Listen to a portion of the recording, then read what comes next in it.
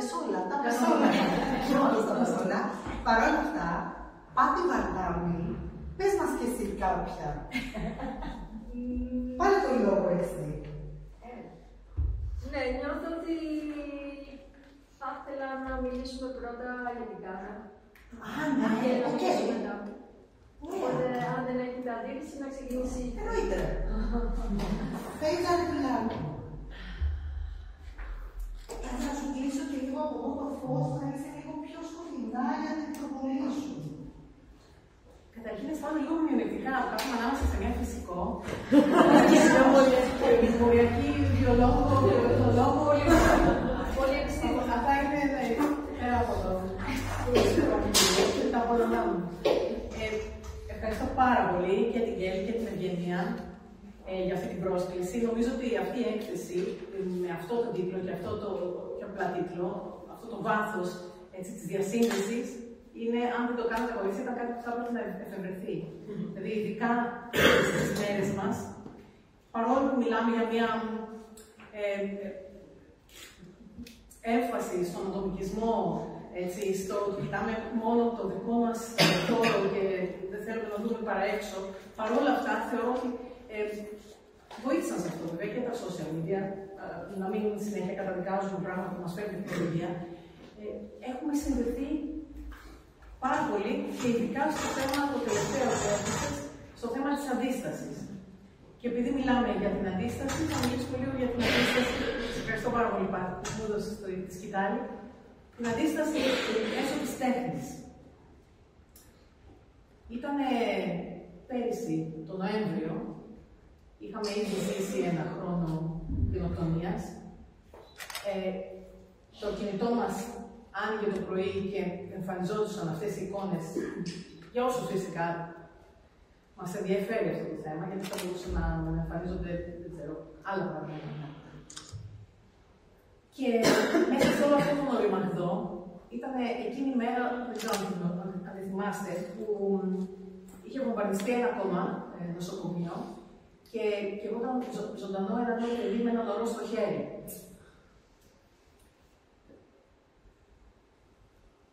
Η επόμενη είδηση, λοιπόν, μετά από αυτή τη συνταρακτική εικόνα, ήταν μία ομάδα καλλιτεχνών και θεωρητικών από τη Γάζα. Διάβαζα αυτό το δελτίο τύπου τώρα. Ήταν το πρώτο του δελτίο τύπου.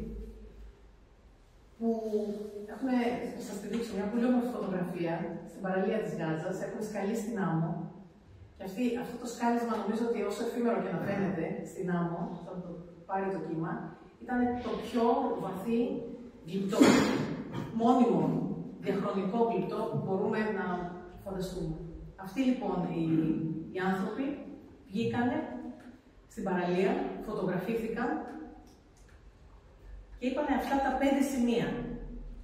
Μέσω της τέχνης αντιστεκόμαστε σε όλες τις μορφές γενοκτονίας και καταπίεσης. Συνεχίζουν να δημιουργούν, παρόλα τα εμπόδια. Μέσω της τέχνης υπερβαίνουμε όλα τα εμπόδια, διασφαλίζοντας ότι οι παλαιστινιακές φωνές φτάνουν στον κόσμο. Η Biennale αντιπροσωπεύει το σημείο εκκίνησης για συλλογική καλλιτεχνική δουλειά που ενώνει πολλά μέρη που πιστεύουν στη δικαιοσύνη του κόσμου.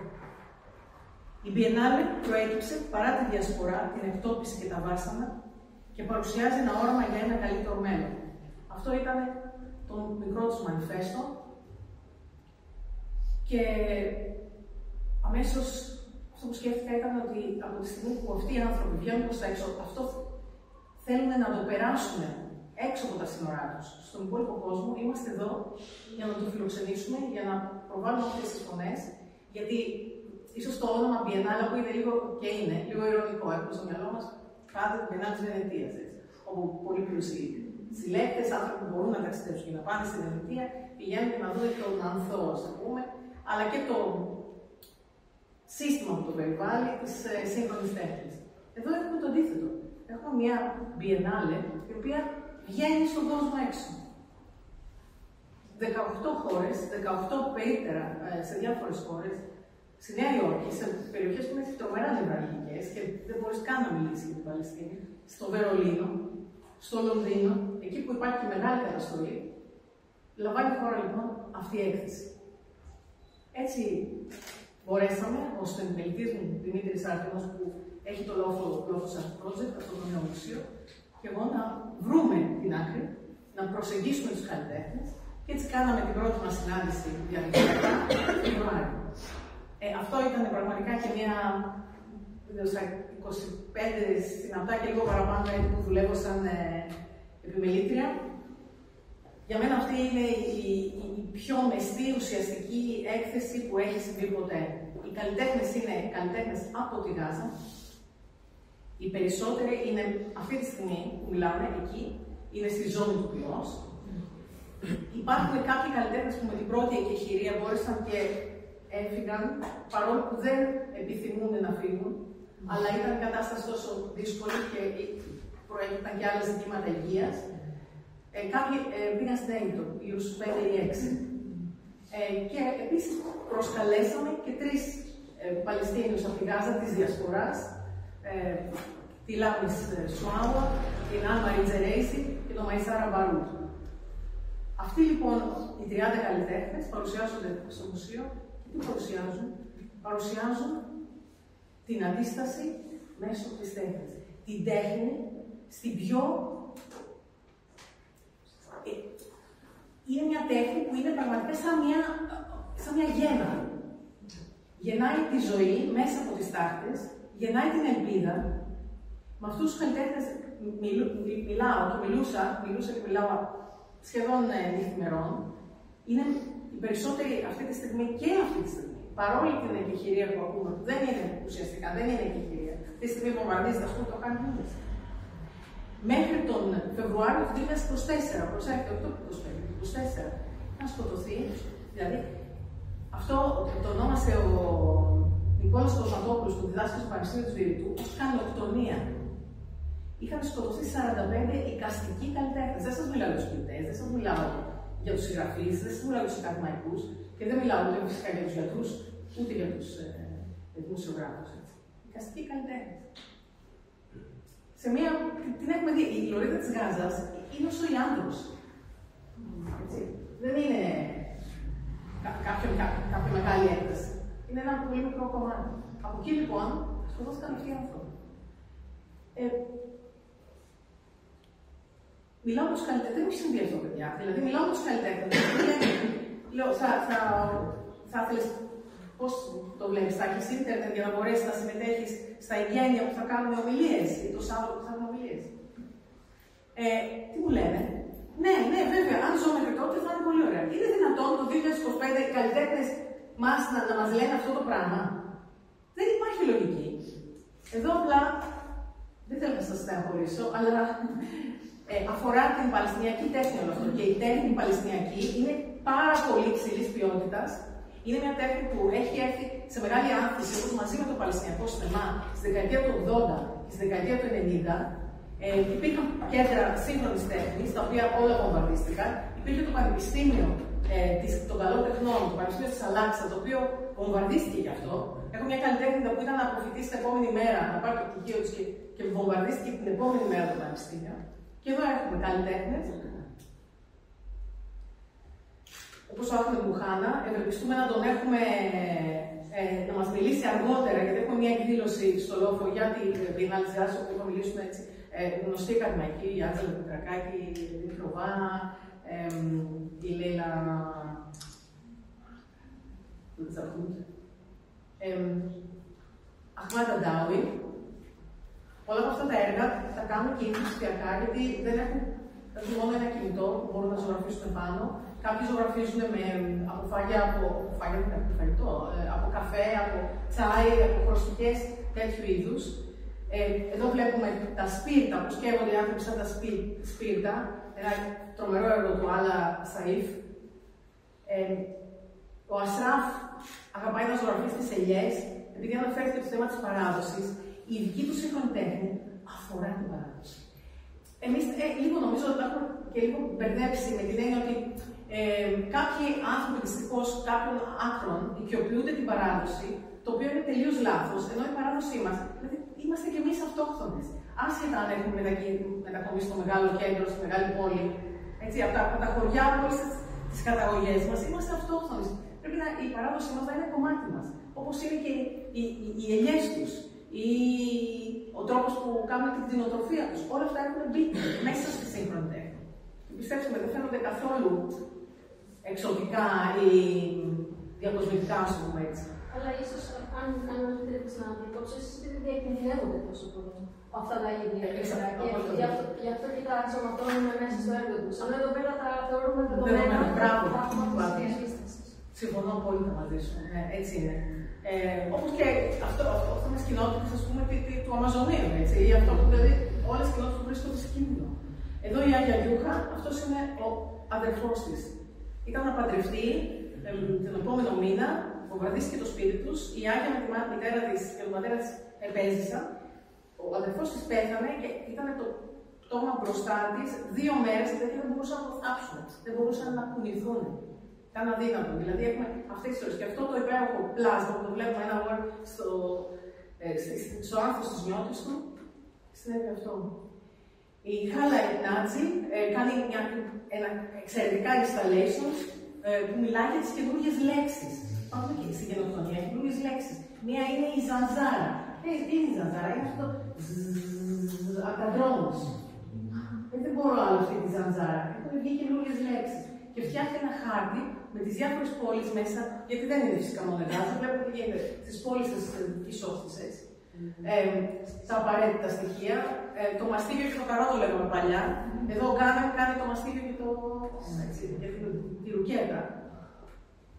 Ο Ιμπραχήμ Σουλτάν κάνει μια χορογραφία όπου μοιάζει σαν ένας χορός, σαν κάπου αέρα και σαν ένας πολεμικός χορός. Είναι τα παιδιά που πετάνε τις πέτρες. Είναι τα παιδιά που πετάνε πέτρες. Αυτή είναι η αντίσταση. Αυτός είναι ο Δαβίδ και ο Γολιάθ, αν το κοιοποιηθούμε. Ακριβώς. Και αυτά είναι τα καταπληκτικά έργα που δηλώνει ο Ιμπραχήμ Σουλτάν, ο οποίος είναι και εξαιρετικός ποιητής, όπως και ο προηγούμενος καλλιτέχνης, και φτιάχνει αυτά τα έργα από χώμα ουσιαστικά. Το πυλό που μαζεύει από την παραλία, τα οποία τα αφήνει να διαλυθούν, είναι εφήμερα γλυκά και αποτυπώνουν μια στιγμή, παγώνουν μια στιγμή μέσα στον χρόνο. Μαϊστάρα Μπαρού, εντάξει, δεν μπορεί να πει κάτι γι' αυτό. Εδώ βάλλονται όλες οι κουλτούρες, έτσι, από την τρομερή γενοκτονική διάθεση της συνδυστικής οντότητας. Δεν είναι μόνο οι Άραβες, ενώ οι Μουσουλμάνοι, οι Χριστιανοί, όλοι μαζί δηλαδή βρίσκονται σε μια κατάσταση. Τα καταπληκτικά πλακάκια της Σαν Μαριτζερής, αν τα δείτε όλα μαζί, είναι αυτά που μας θυμίζουν τα Ζουλέκος, τα ισπανικά. Όμως αυτά που παρουσιάζουν είναι οι σκηνές από αυτά που ζούμε, δηλαδή τα τρόμους, τα μαγικά αεροσκάφη, τα πιάτα που ζητάνε όλοι οι άνθρωποι, τα πιάτα και τις κατσαρόλες που ζητάνε βοήθεια. Τα καταπληκτικά πολλά στη Μάιστα, βγαίνει η Μάιστα στην οθόνη και κοιτάω όλοι είναι στη Μάιστα. Βέβαια ήταν πολύ ωραία. Οι γυναίκες αγαπάνε να είναι όμορφες, οι Αραβίνες, έτσι. Αλλά δεν την γνώρισα. Και τις γράφω μετά, δεν είσαι όλα καλά, έχω χάσει λέει 40 κιλά. Η Γάζα του Μοντάζ Ναΐμ, ο Σάμ Τουσέιν, φοβερά έργα, φτιάχνει με πενάκι στο κινητό του, Εξαιρετική καλλιτέχνη, η Ρούμπα Χασάν, μπόρεσε και διεύχυνε στην Αίγυπτο, μοιάζει σαν προραφαηλική, έχει αυτές τις γυναίκες που είναι σαν νεράιδες μέσα στο δάσος, οι παπαρούνες, είναι σύμβολο, μιλάμε για το σουμούντ, την αντίσταση δηλαδή, ότι μπορείς και την αντοχή.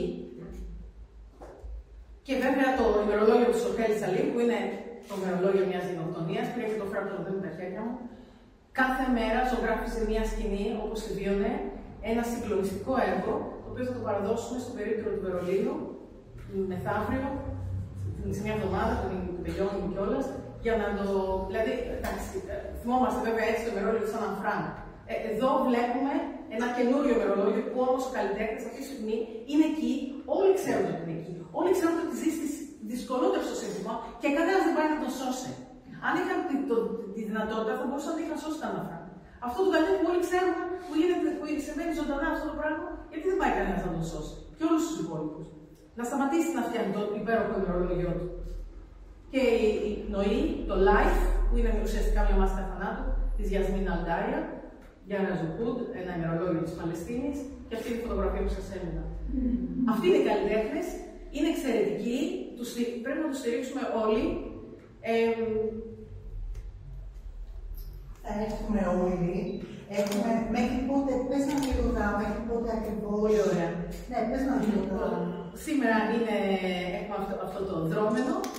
Την άλλη Κυριακή θα παρουσιάσουμε έργο από το Athens Palestine Film Festival, από τον Ντουνιά, μας το παραχωρήσαμε και τους ευχαριστούμε πάρα πολύ.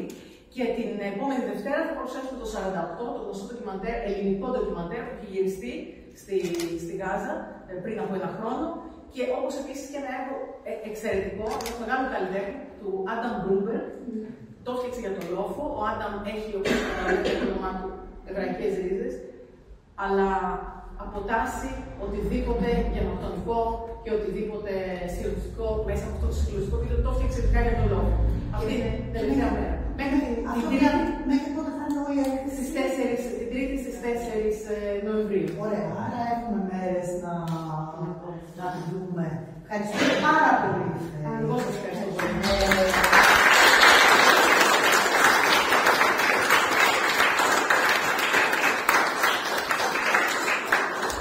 Και πάτε τώρα που μου κάνεις. Ναι, συγγνώμη, να το πάρει. Πήγαμε με την ίδια την προηγούμενη Κυριακή και είδαμε την έκθεση. Ήταν συγκλονιστική. Δηλαδή, δεν έχω λόγια. Εντυπωσιάστηκα, δηλαδή μείναμε άφωνες. Καταρχάς με το από πού γεννήθηκε όλο αυτό το πράγμα, ποιος τον οφσόνος το έκανε, δηλαδή θέλω πάρα να το βλέπω εδώ πραγματικά. Και επίσης αυτό που συνειδητοποίησε, που μου έκανε τρομερή εντύπωση ήταν πόσο σύγχρονα ήταν και δυνατά ήταν αυτά τα έργα. Απίστευτο. Ακριβώς. Αν σκεφτούμε ότι αυτοί οι άνθρωποι είναι προορισμένοι σε αυτό το κομμάτι γης τόσα χρόνια, πόσο η διασύνδεση μέσω της τεχνολογίας πια και όχι μόνο, αλλά πόσο τελικά τι είναι σύγχρονο. Σύγχρονο να ζει μια πόλη. Όχι τελικά. Το σύγχρονο είναι που υπάρχει σε όλα. Είναι φοβερό ότι επειδή υποφέρουν, θεωρούν ότι είναι πίσω. Και εμείς είμαστε μπροστά. Όχι λόγω επειδή υποφέρουν. Επειδή λόγω της απλομόνωσης. Αλλά η τέχνη έχει να κάνει με την ανθρωπινότητα. Πες μας κι άλλα πάτη και μετά θα συζητήσουμε. Έστρωσες πολύ ωραίο μονοπάτι για την κουβέντα. Αλλά πες μας πάτη γι' αυτό. Για ό,τι